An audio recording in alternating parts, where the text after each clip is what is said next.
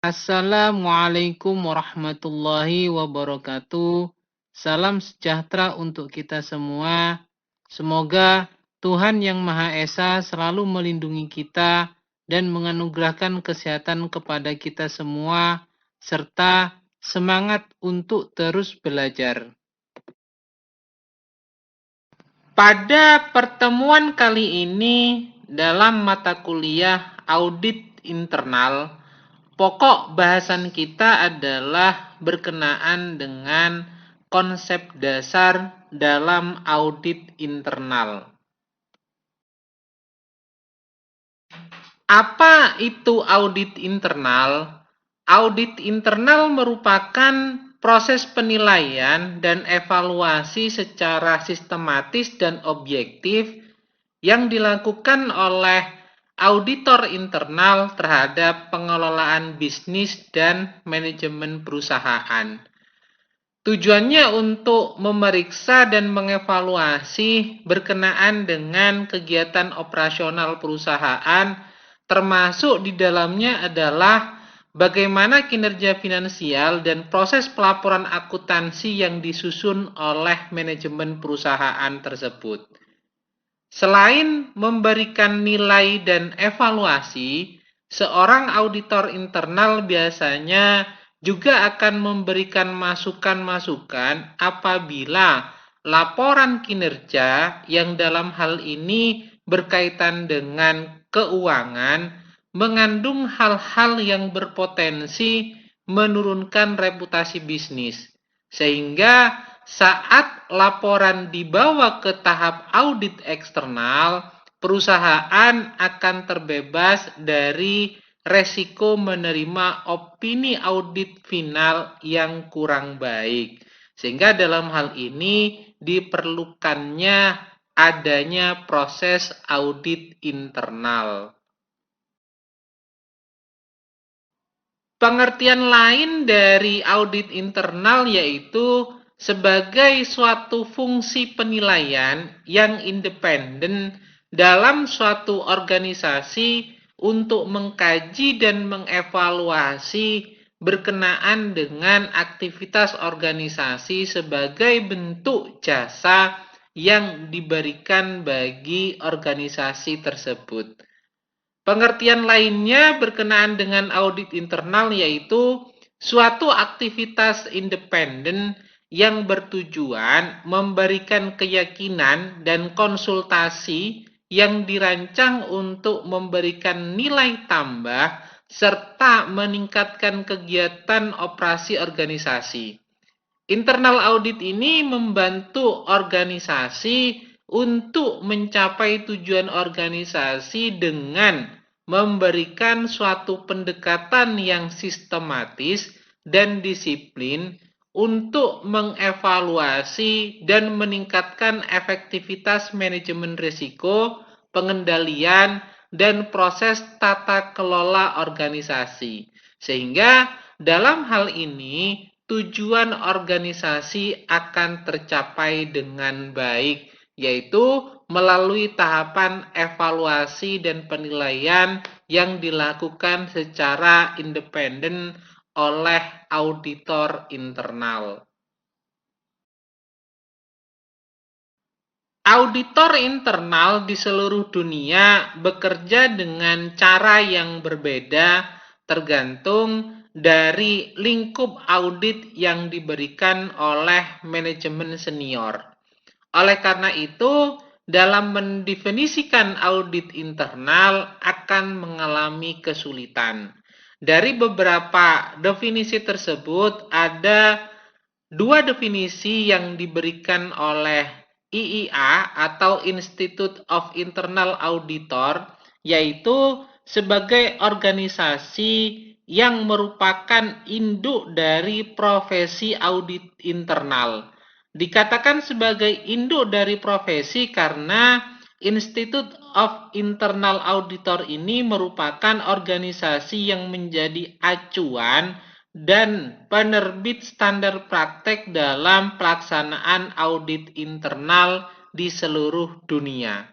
Selain itu juga ada definisi dari Sawyer sebagaimana yang dipergunakan dalam literatur pada materi ini.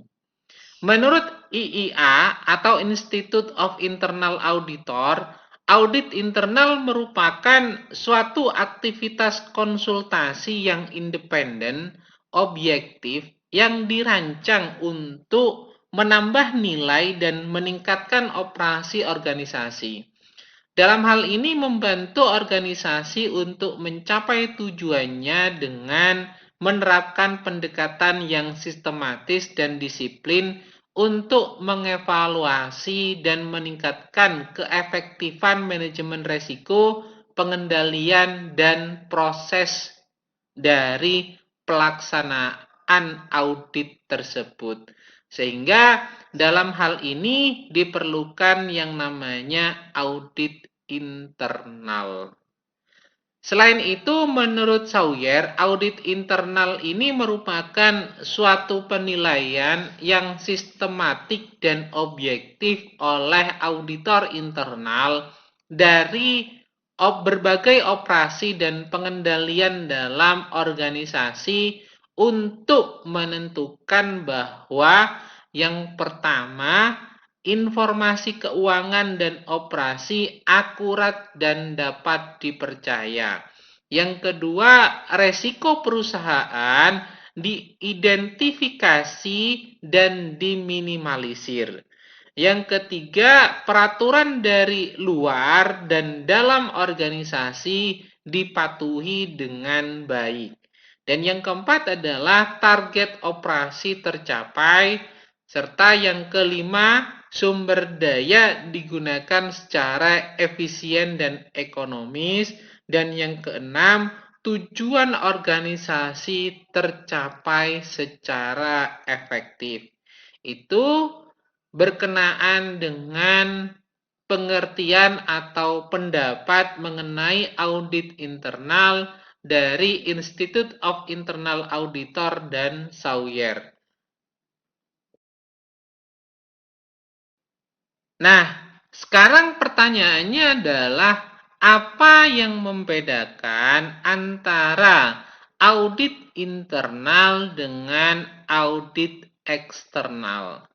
Dalam hal ini, untuk membedakan antara audit internal dengan audit eksternal, itu dapat kita lihat dari tujuannya. Di mana untuk audit internal, tujuannya yaitu untuk membantu manajemen dalam menjalankan operasional perusahaan dengan lebih baik. Sedangkan tujuan dari audit eksternal yaitu untuk menilai kewajaran dari sebuah laporan keuangan. Dalam hal ini tentunya terlihat perbedaan antara audit internal dan audit eksternal, di mana dalam audit internal ini tidak memberikan opini apapun, tapi membantu manajemen perusahaan untuk menjalankan operasional perusahaannya menjadi lebih baik. Tapi kalau audit eksternal itu memberikan opini kewajaran dari laporan keuangan yang telah disusun oleh manajemen perusahaan. Auditor internal dalam hal ini memberikan informasi yang diperlukan manajer dalam menjalankan tanggung jawab mereka secara efektif. Auditor internal ini juga bertindak sebagai penilai independen untuk menelaah operasional perusahaan dengan mengatur dan mengevaluasi kecukupan kontrol serta efisiensi dan efektivitas kinerja perusahaan. Auditor internal memiliki peranan yang penting dalam semua hal yang berkaitan dengan pengelolaan perusahaan dan resiko-resiko terkait dalam menjalankan usaha. Sedangkan auditor eksternal memberikan opini atas laporan keuangan perusahaan. Auditor eksternal ini menentukan kewajaran dalam penyajian posisi keuangan perusahaan dan hasil-hasil usaha untuk periode tertentu. Juga selain itu, mereka harus meyakinkan dirinya bahwa laporan keuangan yang disusun oleh manajemen perusahaan telah sesuai dengan prinsip-prinsip akuntansi yang berlaku umum dan diterapkan secara konsisten dengan tahun sebelumnya, dan bahwa aset yang dimiliki oleh perusahaan telah diamankan dengan semestinya. Dalam hal ini, tugas dari auditor eksternal tersebut adalah memberikan opini atas laporan keuangan perusahaan dan apakah laporan keuangan perusahaan tersebut telah disusun sesuai dengan GEEP atau Generally Accepted Accounting Principle atau prinsip-prinsip akuntansi yang berlaku umum. Dari penjelasan tersebut, maka kita dapat melakukan pemetaan berkenaan dengan perbedaan antara auditor internal dengan auditor eksternal, di mana auditor internal ini merupakan karyawan dari organisasi tersebut, sedangkan auditor eksternal merupakan pihak independen yang berasal dari luar organisasi perusahaan. Auditor internal ini melayani manajemen organisasi, dan untuk auditor eksternal ini melayani pihak ketiga yang membutuhkan terhadap laporan keuangan, di mana laporan keuangan kita ketahui memiliki stakeholder yang banyak, diantaranya yaitu adalah pemerintah, debitur, supplier, karyawan, dan lain-lainnya. Sedangkan untuk auditor internal berkaitan dengan fokusnya, ini berhubungan dengan kejadian masa depan dengan mengevaluasi pengendalian internal demi tercapainya tujuan organisasi. Sedangkan fokus dari auditor eksternal yaitu laporan keuangan dapat dimengerti dan disusun secara akurat.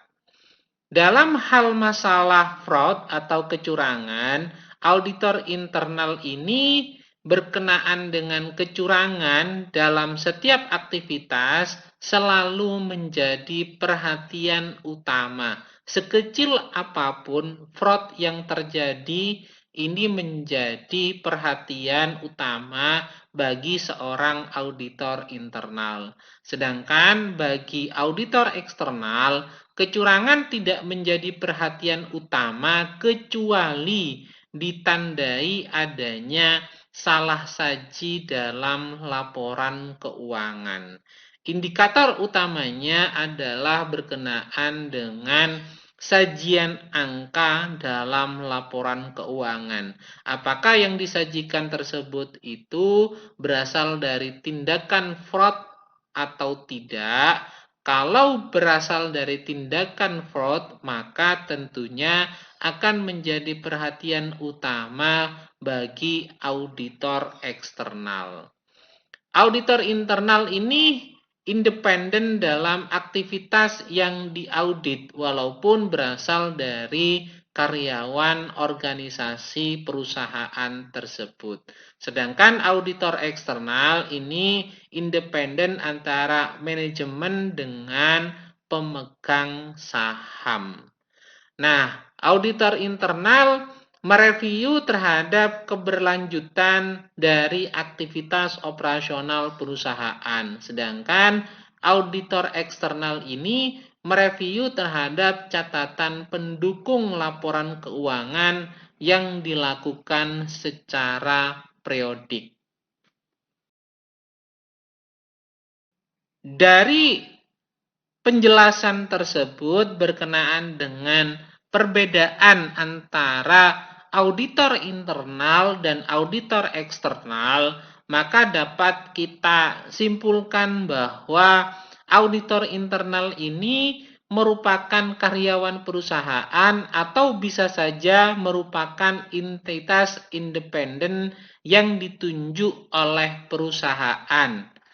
Selain itu, melayani kebutuhan organisasi meskipun fungsinya harus dikelola oleh perusahaan. Dan fokus pada kejadian-kejadian di masa depan dengan mengevaluasi kontrol yang dirancang untuk meyakinkan pencapaian tujuan organisasi. Selain itu, auditor internal langsung berkaitan dengan pencegahan kecurangan dalam segala bentuknya atau perluasan dalam setiap aktivitas yang ditelaah. Auditor internal ini independen terhadap aktivitas yang diaudit, tetapi siap sedia untuk menanggapi kebutuhan dan keinginan dari semua tingkatan manajemen untuk melakukan perbaikan lebih baik. Selain itu, auditor internal dalam aktivitasnya adalah menelaah aktivitas secara terus-menerus. Ini yang berkaitan dengan auditor internal. Sedangkan kalau auditor eksternal merupakan orang yang independen yang berasal dari luar perusahaan. Dan aktivitasnya yaitu melayani pihak ketiga yang memerlukan informasi keuangan yang dapat diandalkan. Fokus dari auditor eksternal ini adalah pada ketepatan dan kemudahan pemahaman dari kejadian-kejadian masa lalu yang dinyatakan dalam laporan keuangan. Namun sekali-kali auditor eksternal ini juga memperhatikan pencegahan dan pendeteksian kecurangan secara umum. Namun akan memberikan perhatian lebih bila kecurangan tersebut akan mempengaruhi laporan keuangan secara material. Auditor eksternal ini independen terhadap manajemen dan dewan direksi, baik dalam kenyataan maupun secara mental, serta menelaah catatan-catatan yang mendukung laporan keuangan secara periodik. Biasanya yang dilakukan oleh auditor eksternal ini adalah catatan yang berkenaan dengan laporan keuangan yang dibuat pada tahun audit, yaitu sekali dalam setahun. Itu adalah perbedaan dari auditor internal dan auditor eksternal. Ada 7 kriteria yang harus dipahami dalam profesi auditor internal. Yang pertama yaitu berkenaan dengan pelayanan kepada publik, di mana dalam hal ini auditor internal melayani dengan mempromosikan penggunaan sumber daya secara efektif dan efisien. Yang kedua adalah pelatihan yang panjang, di mana Departemen Auditor Internal ini merekrut seseorang yang memiliki sertifikat yang beragam, karena hanya mereka yang melalui berbagai pelatihan, lulus tes, dan mendapat sertifikasilah yang layak disebut profesional. Yang ketiga adalah berkenaan dengan kode etik, di mana auditor internal harus mengikuti kode etik yang ada. Yang keempat, keanggotaan dalam suatu ikatan, di mana di Amerika Serikat, IIA atau Institute of Internal Auditor menerima semua yang bekerja sebagai auditor internal walaupun belum bersertifikat CEI. Namun di Inggris dan Irlandia harus memiliki sertifikat terlebih dahulu untuk menjadi anggota dari Institute of Internal Auditor tersebut. Dan yang kelima yaitu berkenaan dengan publikasi jurnal, di mana seorang auditor internal yang mempunyai publikasi dalam bentuk jurnal, buku, penelitian, presentasi audiovisual akan lebih dihargai sebagai seorang akademisi dan pakar.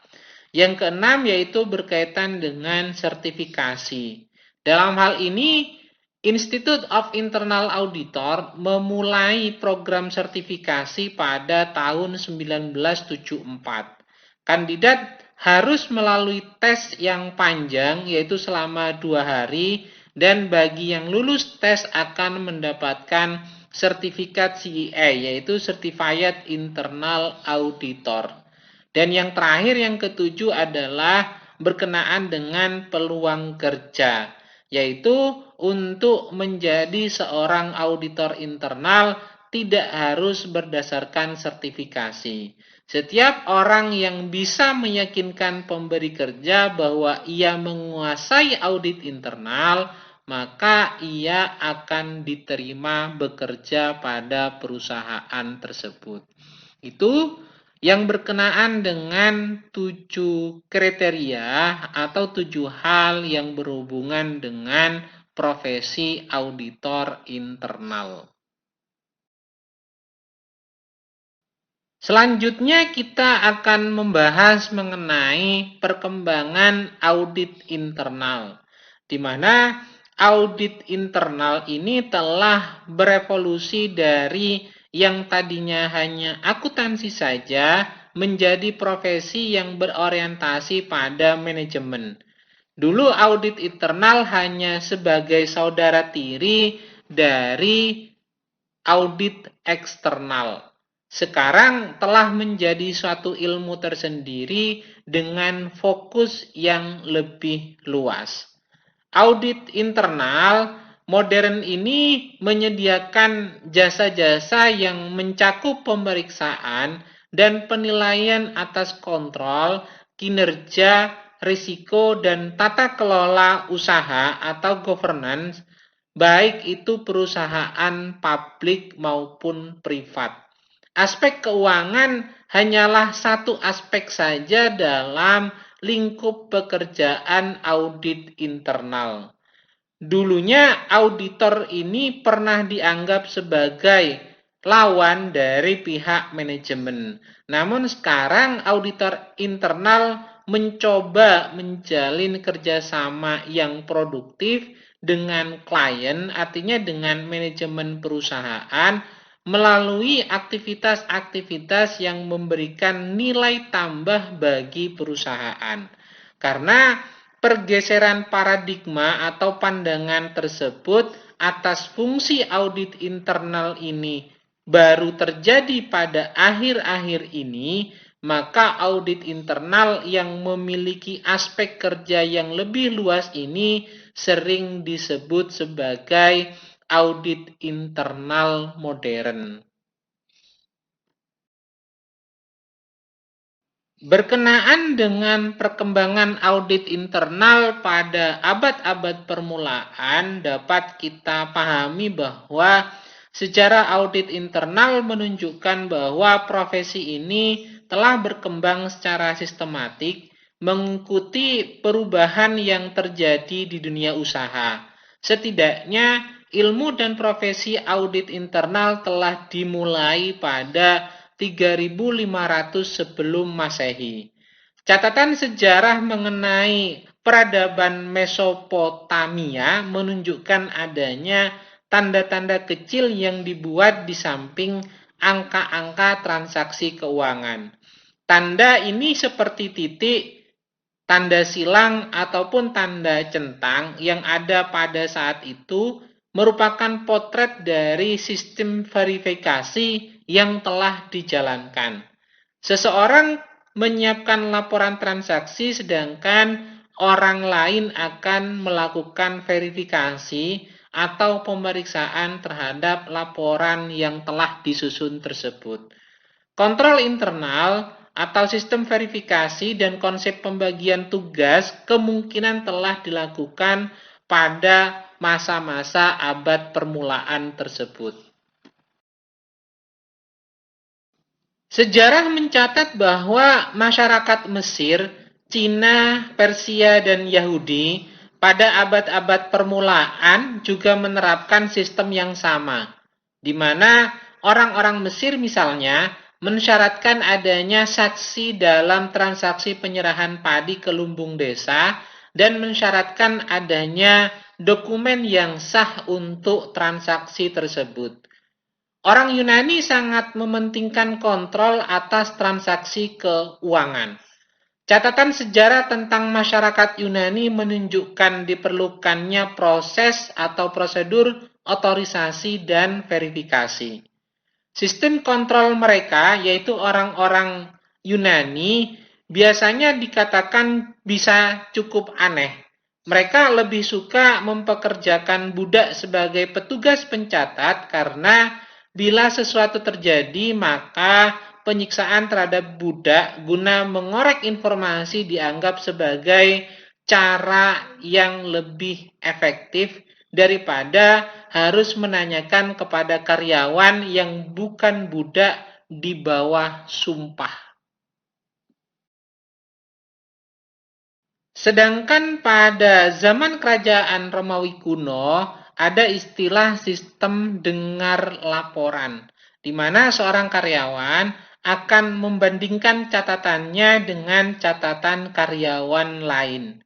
Verifikasi secara lisan ini dirancang untuk menghalangi para karyawan yang bertanggung jawab terhadap dana untuk melakukan kecurangan. Dalam perkembangannya, tugas mendengarkan ini muncul istilah audit yang berasal dari bahasa Latin yaitu auditus atau artinya mendengarkan. Salah satu contoh penerapannya di zaman kerajaan Romawi ini adalah quaestors atau pihak penanya yang akan memeriksa laporan gubernur untuk mendeteksi adanya kecurangan dan penyalahgunaan dana.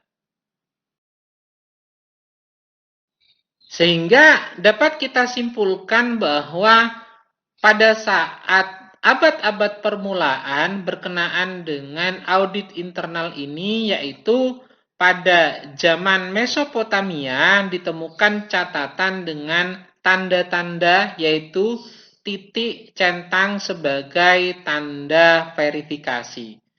Dan pada zaman Mesir kuno, Tiongkok, Persia, Yahudi juga terdapat catatan yang serupa.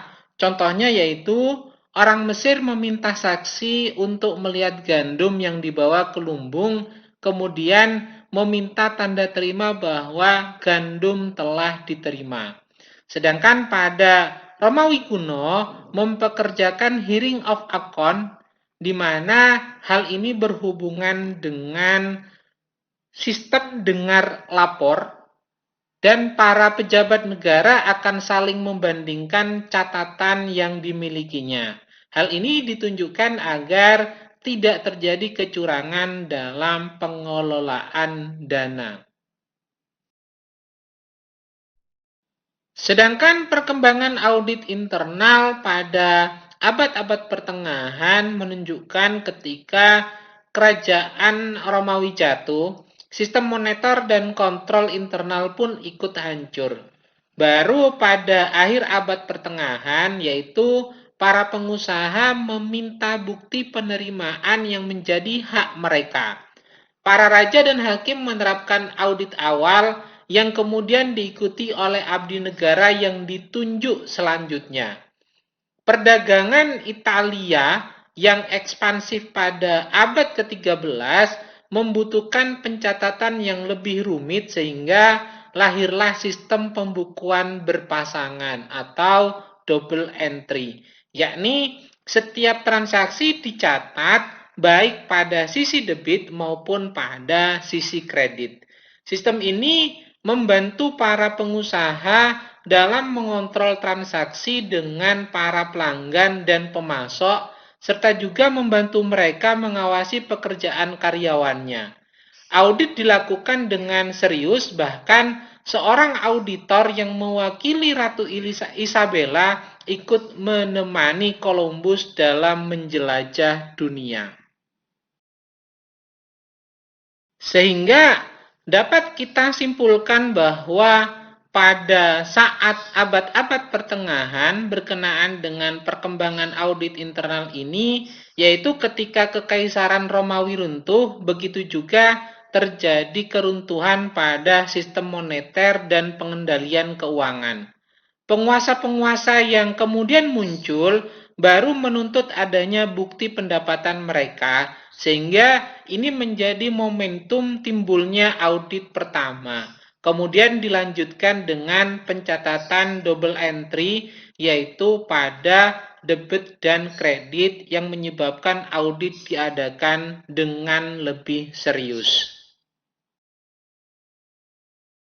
Sedangkan perkembangan audit internal pada masa revolusi industri, diketahui bahwa audit sebagaimana yang dikenal sekarang dimulai ketika terjadi revolusi industri di Inggris. Perusahaan-perusahaan mempekerjakan akuntan untuk memeriksa catatan keuangannya. Lebih dari sekedar mendengarkan, verifikasi audit kemudian berkembang menjadi verifikasi catatan tertulis dan perbandingan angka-angka yang tertera pada jurnal dengan bahan bukti dokumennya. Sehingga dalam perkembangan audit internal di masa revolusi industri ini, audit yang kita kenal sekarang muncul pada zaman revolusi industri.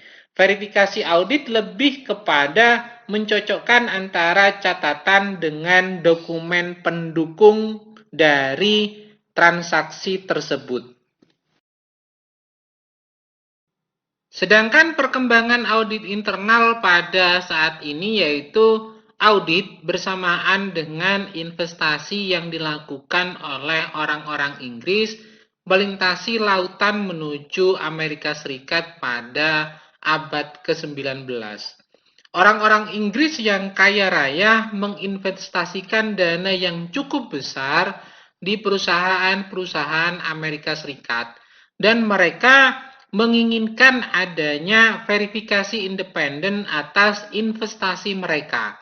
Sehingga auditor-auditor Inggris membawa metode dan prosedur audit yang kemudian diadaptasi oleh kolonial Inggris demi kepentingan mereka sendiri.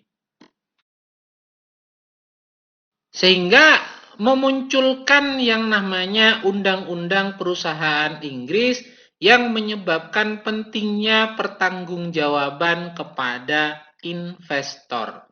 Amerika Serikat dalam hal ini masih belum memiliki undang-undang seperti saat ini, sehingga audit merupakan pengganti yang memenuhi kebutuhan para pengusaha. Kebutuhan ini memberikan tekanan pada audit neraca dengan lebih menitik beratkan pada pendekatan analitis terhadap akun-akun yang berada dalam laporan keuangan. Maka jelaslah bahwa kebutuhan akan modal luar negeri menjadi pendorong utama perkembangan audit. Sehingga kita dapat menyimpulkan bahwa pada periode saat ini berkenaan dengan perkembangan audit internal, pengusaha-pengusaha Inggris dalam hal ini menanamkan modalnya di perusahaan Amerika Serikat. Dan mereka meminta orang untuk melakukan verifikasi pengecekan terhadap investasi mereka. Sehingga didatangkanlah auditor dari Inggris tersebut. Nah, pertanyaannya sekarang bagaimana perkembangan audit internal di Amerika Serikat, yaitu setelah Perang Dunia Pertama, perekonomian Amerika Serikat mengalami peningkatan. Banyak perusahaan melakukan publikasi terhadap laporan keuangan yang diaudit meskipun tidak disyaratkan. Namun pada waktunya audit lebih ditunjukkan untuk kepentingan para bankir yang mencurigai pelaporan di neraca yang kelihatannya terlalu optimis sehingga memerlukan verifikasi yang independen dan dapat dipercaya. Perkembangan audit internal selanjutnya bisa dikatakan bersumber dari meningkatnya kompleksitas operasi perusahaan dan pemerintah. Pertumbuhan perusahaan membatasi kemampuan manajer untuk mengawasi masalah operasional sehingga menjadikan audit internal sebuah fungsi yang semakin penting.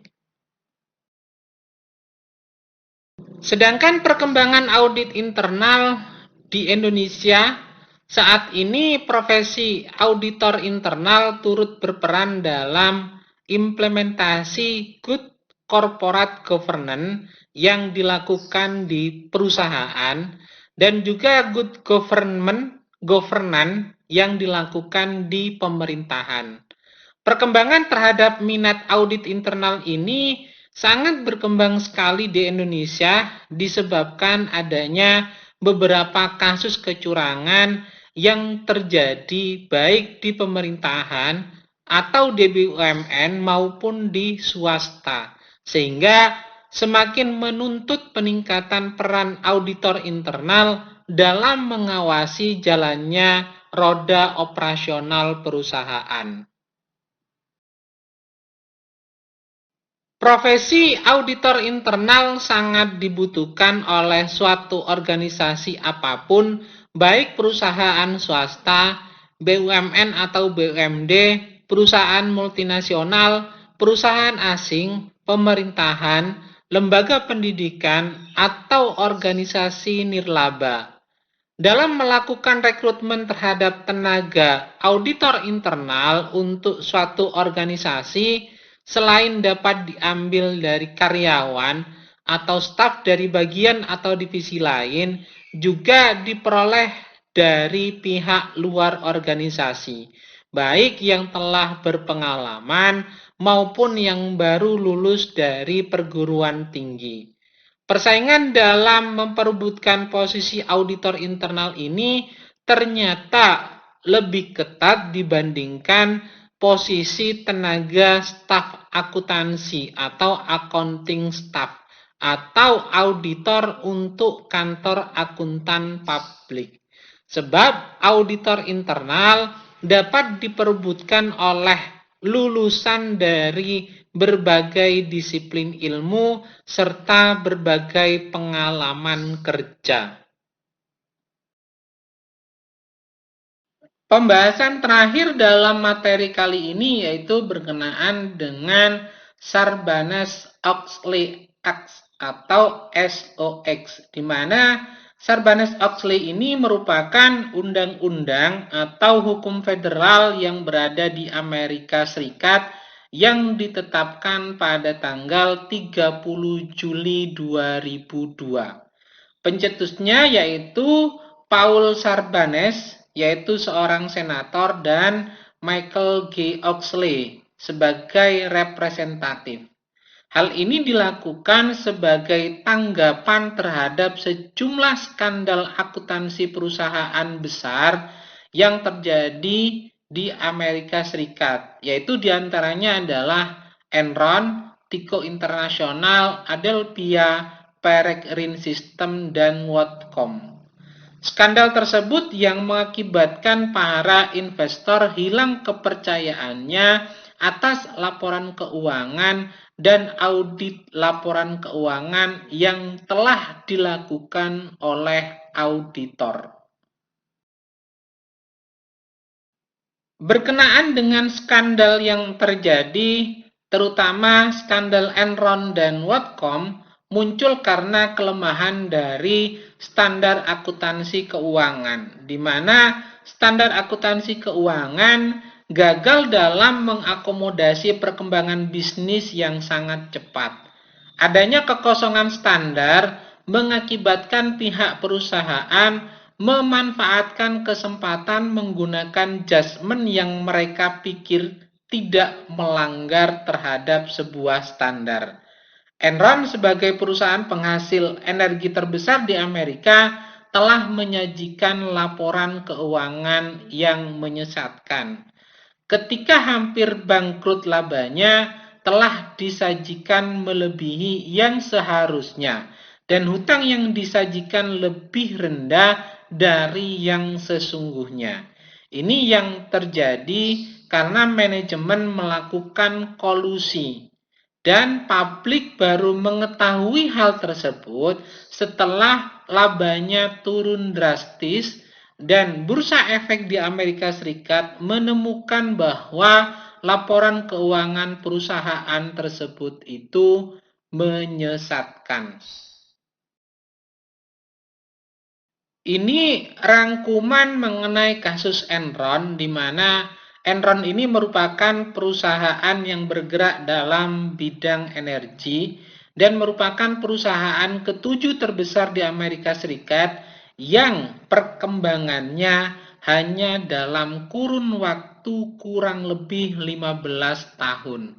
Karyawan yang dimiliki yaitu sebanyak 21.000 orang dan memiliki nilai saham sebesar $90 per lembarnya, di mana pada tahun 2000 membukukan pendapatan yaitu sebesar $100 miliar. Namun pada tahun 2001 itu mengumumkan adanya kebangkrutan dan harga saham melorot menjadi $0,45 per lembarnya, serta terjadi PHK terbesar sepanjang sejarah Amerika Serikat, yaitu sebanyak 4.000 karyawan. Hal inilah yang membuat banyak pihak, terutama publik, tidak mempercayai terhadap laporan keuangan yang dibuat oleh auditor. Kenapa? Karena laporan keuangan yang disajikan oleh Enron tersebut pada tahun 2000 itu mendapat pendapatan sebesar $100 miliar. Namun pada tahun 2001 mengumumkan bahwa perusahaan Enron mengalami kebangkrutan. Sesuatu yang sangat mustahil terjadi dalam suatu bisnis kalau tidak membuat laporan keuangan yang menyesatkan pada tahun-tahun sebelumnya. Berkenaan dengan hal tersebut itulah maka dibuatlah Sarbanes-Oxley ini yang merupakan undang-undang atau hukum federal di Amerika Serikat yang dibentuk pada 30 Juli 2002 dengan tujuan sebenarnya adalah untuk melindungi investor melalui peningkatan keakuratan dan kepastian pengungkapan dalam laporan keuangan perusahaan. Sarbanes-Oxley ini mewajibkan seperangkat perubahan dalam laporan keuangan perusahaan dan corporate governance untuk perusahaan terutama yang sudah go public. Sedangkan fokus utama dari Sarbanes-Oxley ini adalah untuk meningkatkan integritas dalam proses audit pada perusahaan terutama yang sudah go public dan kelayakan laporan keuangan yang sudah diaudit, sehingga terbentuklah suatu undang-undang yang disebut sebagai Sarbanes-Oxley. Ada 5 pokok bahasan yang menjadi isi dari Sarbanes-Oxley ini, yaitu yang pertama adalah manajemen perusahaan haruslah menyatakan bahwa laporan keuangan dan pengungkapan telah disusun sesuai dengan standar akuntansi keuangan. Perusahaan haruslah mengungkapkan transaksi berdasarkan pada ketentuan terbaru dan harus menyediakan transaksi neraca yang terinci dan entitas untuk tujuan khusus. Yang kedua, Sarbanes-Oxley ini mengharuskan seluruh perusahaan publik membangun dan memelihara sebuah sistem pengendalian internal untuk pelaporan keuangan dan mewajibkan manajemen untuk mengevaluasi efektivitasnya. Yang ketiga, Sarbanes-Oxley merancang standar baku untuk keanggotaan komite audit, di mana seluruh anggota komite audit haruslah independen dan paling tidak satu dari mereka haruslah seorang ahli keuangan. Dan yang keempat, Sarbanes-Oxley mempengaruhi kemampuan internal perusahaan untuk mencapai laba dari perdagangan saham. Yang terakhir, yang kelima, berkenaan dengan Sarbanes-Oxley ini mendefinisikan beberapa cara baru dalam menangkis tindakan kriminal melalui peningkatan hukum atas perbuatan kriminal. Contohnya yaitu tindakan kriminal yang baru adalah penghilangan dokumen, di mana eksekutif yang diketahui menandatangani laporan keuangan yang salah akan dikenakan hukuman sebesar 5 juta dolar Amerika Serikat atau 20 tahun kurungan penjara atau hukuman pada dua hal tersebut. Mungkin itu dulu paparan yang dapat saya sampaikan. Mudah-mudahan dapat dipahami dengan baik. Bila ada hal yang kurang berkenan, saya mohon maaf sebesar-besarnya. Saya akhiri, wabillahi taufik wal hidayah. Wassalamualaikum warahmatullahi wabarakatuh. Jangan lupa untuk selalu menjalankan pola hidup sehat dan bersih. Semoga Tuhan Yang Maha Esa selalu menganugerahkan kesehatan kepada kita semua. Amin. Terima kasih.